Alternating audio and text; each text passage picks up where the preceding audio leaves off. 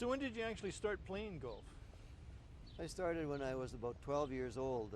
Our family used to join another family out at Regina Beach, and our fathers would take the two sons out to play golf, and I kind of got hooked.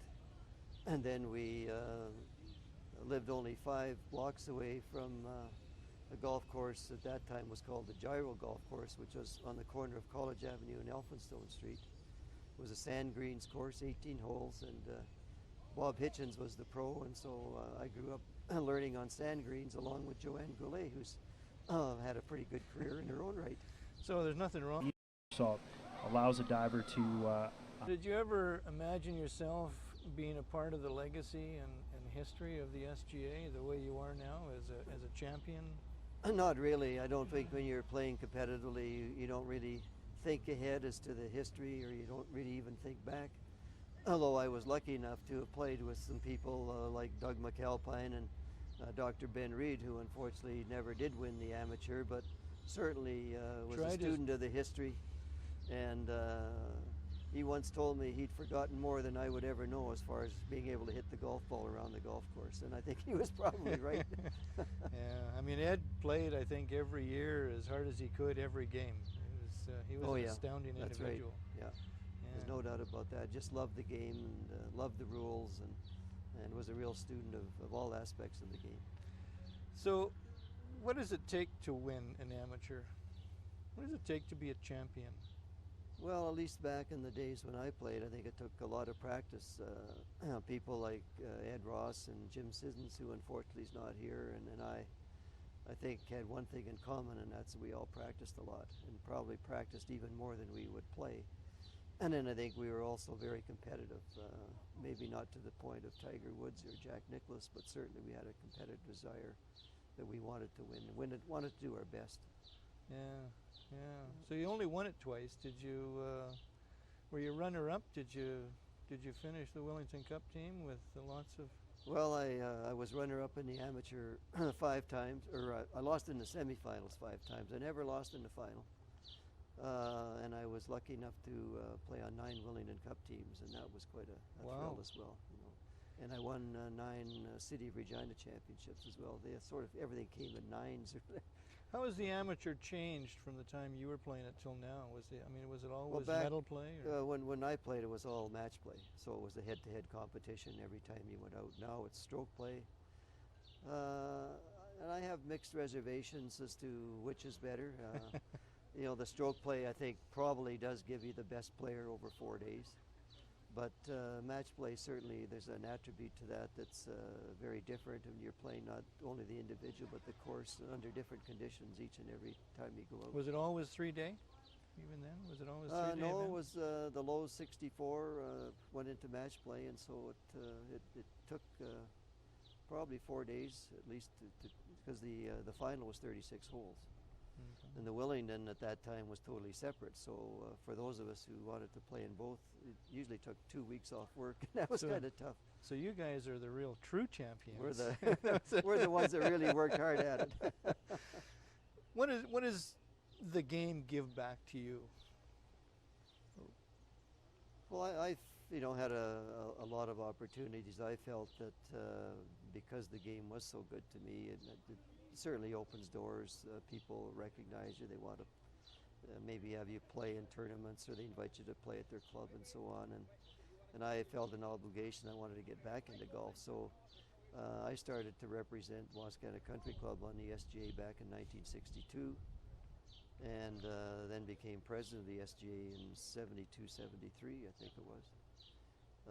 From there, I became a governor of the Royal Canadian Golf Association. I replaced Doug McAlpine, who was the governor up until then, and then eventually became president in 1989. And of course, had a lot of wonderful experiences, having gone to the British Open and the Masters and the U.S. Open and so on. Yeah.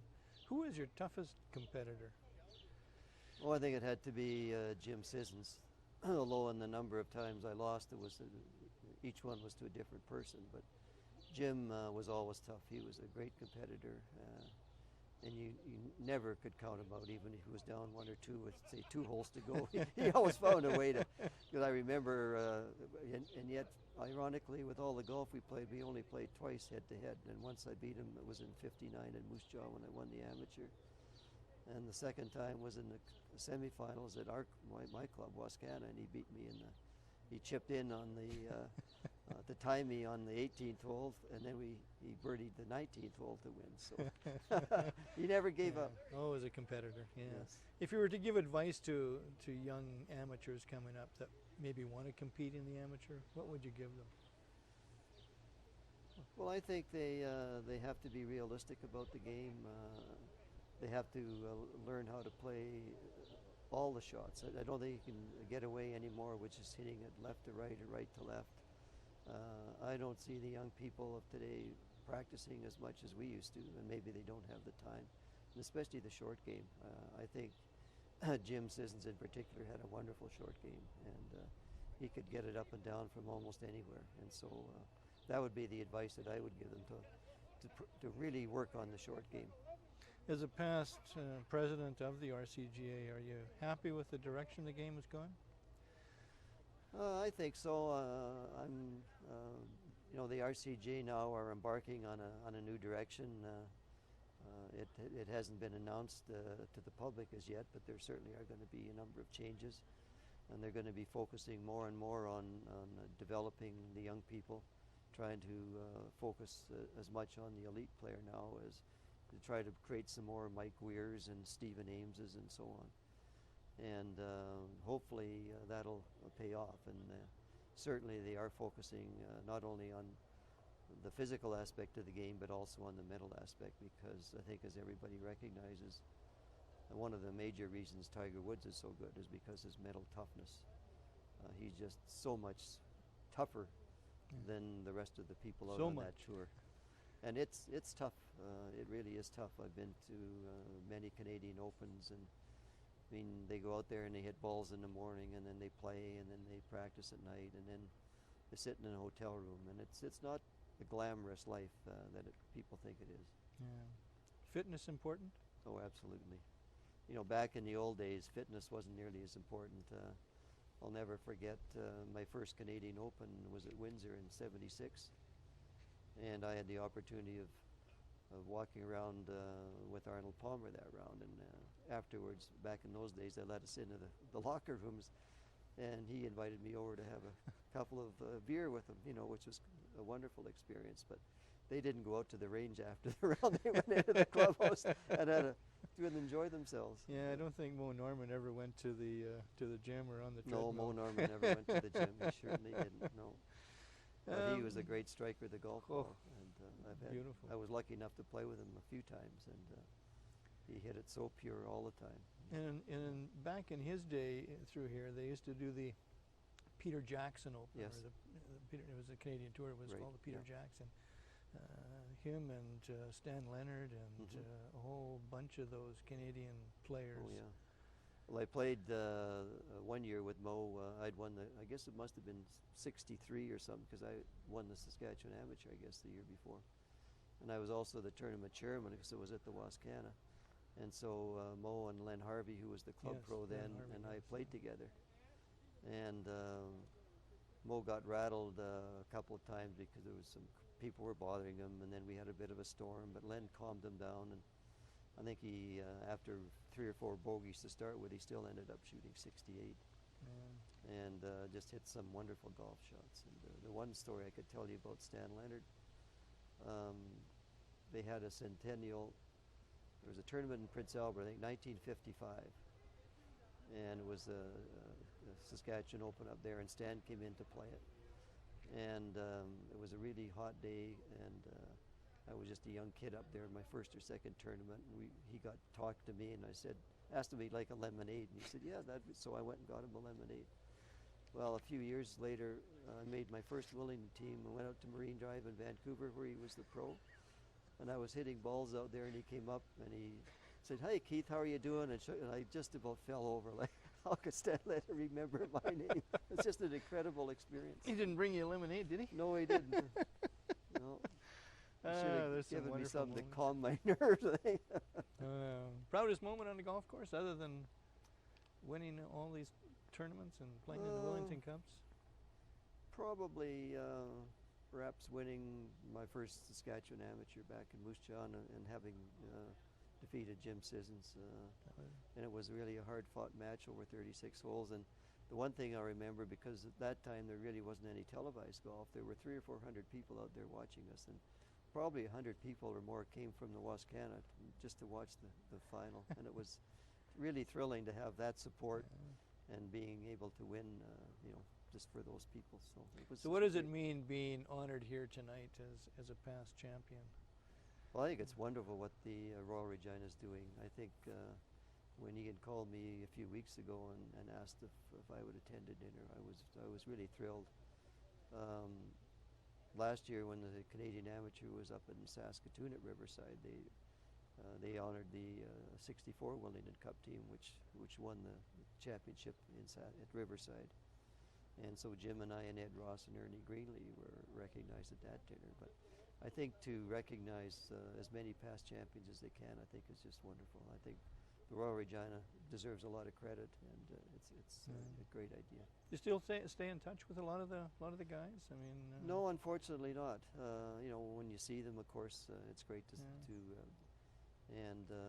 never say, let's get together and play a game of golf. Well, it's funny, we were talking about that last year, Ed and Jim and I, and we were saying, gee, we should get together, and yet, the best laid plans, and I was kind of hoping that Jim was going to be here, but I guess he's got other commitments. I'd said to the fellows at the Wascana, and one of them I play with now, used to play with Jim quite regular, I said, when Jim comes down, assuming he was coming, we should get him out here, but unfortunately it didn't work out. Okay. Well, thanks very much for being here. Thank you. Enjoyed it very much. A great conversation. Could probably spend a few hours out here doing that. Okay. Well, can I just get one story, any anecdote? When you come from Saskatchewan and you only have really 4 months, maybe 5 at best to play the game, we're at a disadvantage to lots of other BC, Alberta can play longer, go south and you play as long as you want. Is it tough being a competitor from Saskatchewan and going to other provinces and playing, and even just playing here, when you only have 4 months, 5 months to hone a skill that takes a lifetime to learn? Well, it definitely is, because as you say, really our golf courses in Saskatchewan aren't in very good shape till almost mid-June, and so that even shortens the period. You can go out and hit balls, but certainly our golf courses aren't normally as long as they are when you go elsewhere. They don't have the tree-lined fairways that they have or the undulating greens. They're not normally as long as some of the courses that you go to play, and so when a Saskatchewan player or team goes elsewhere, you're really at a disadvantage because you're not used to those conditions, and they give you 1 or 2 practice rounds, and it really isn't enough to become acclimated to that type of golf.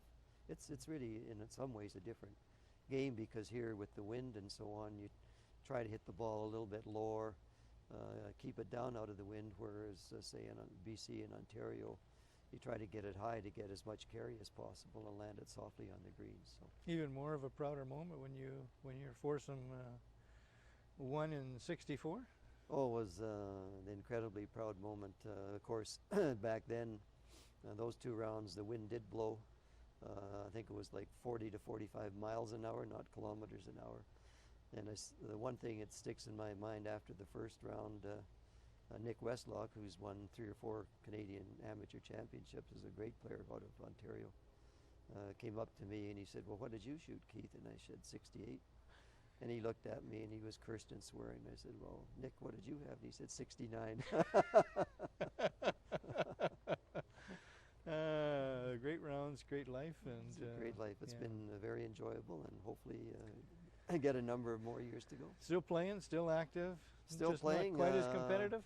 I haven't been as competitive for quite some time, but I've been fortunate enough to be able to get it around still fairly well. Do you miss that competitive Some days I do. drive to get out there? I've been lucky enough the last few weeks to shoot 70, 71, and some pretty good scores, and I keep thinking, gee, maybe I should go back and start practicing again.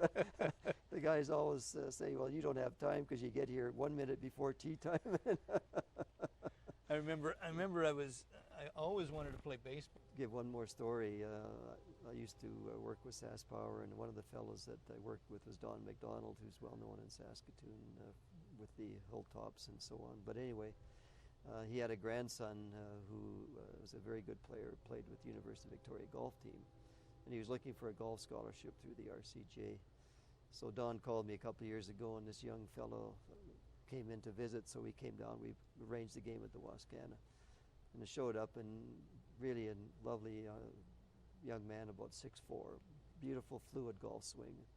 We were playing into his howling wind on the first hole at the Wascana, which is a dog's leg right, and he just about drove the green. Okay. And but 2 par 5s there that I can't even come close to anymore. In 2, one he hit with a drive and a wedge, and the other one he flew it over the green with a drive and a 7-iron. And so I think the game has kind of passed me by when you see these young fellas hitting it that far and that straight. Equipment's changed the game so much. And I think it's really helped the good players and the young players better than it's helped the older players, because we're not strong enough anymore to get the club head speed. So, and that's great. I mean, I think it's super. Well, it's a game for young well, it people, is. I think, more than it is. And I older really guys. hope that through the Saskatchewan Golf Association and tournaments like this and the club members who do such a great job at these tournaments, hopefully the young people appreciate it, go out and really work hard, and someday we'll maybe have a Canadian champion. There you go. Yeah.